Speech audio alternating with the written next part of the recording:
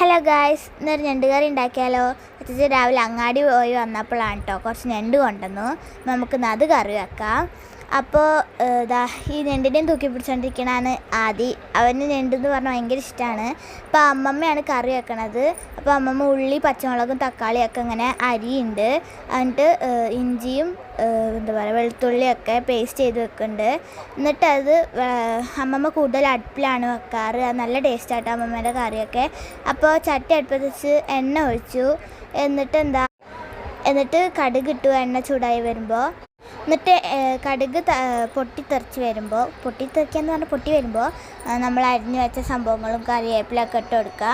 എന്നിട്ട് അതൊന്ന് കുറച്ച് ഇതായി വരുമ്പോഴാണ് നമ്മളെ മൂത്ത് വരുമ്പോൾ ഗ്രേവി ഇട്ട് കൊടുക്കുക. ഗ്രേവി അല്ല ഇത്. എന്നിട്ട് അത് നല്ലോണം നല്ല ഗോൾഡൻ കളറായി വരുമ്പോൾ നമ്മളെ മുളക് പൊടി, മല്ലിപ്പൊടി, മഞ്ഞൾപ്പൊടി, ഉപ്പ് ഒക്കെ ഇട്ട് കൊടുത്തിട്ട് നല്ലോണം മിക്സ് ചെയ്യുക. എന്നിട്ട് അതൊക്കെ ഒന്ന് നല്ലോണം മൂത്ത് വരുമ്പോൾ കുറച്ച് വെള്ളം ഒഴിച്ച് കൊടുക്കുക. കുറച്ച് വെള്ളം ഒഴിച്ചിട്ട് ഇങ്ങനെ കുറുകിയില്ല നിൽക്കൂലേ, അപ്പോൾ തന്നെ നല്ല മണമൊക്കെ അടിക്കുന്നുണ്ട് കേട്ടോ. അപ്പോൾ അതിങ്ങനെ നല്ലോണം മിക്സ് ആക്കി കൊടുക്കുക.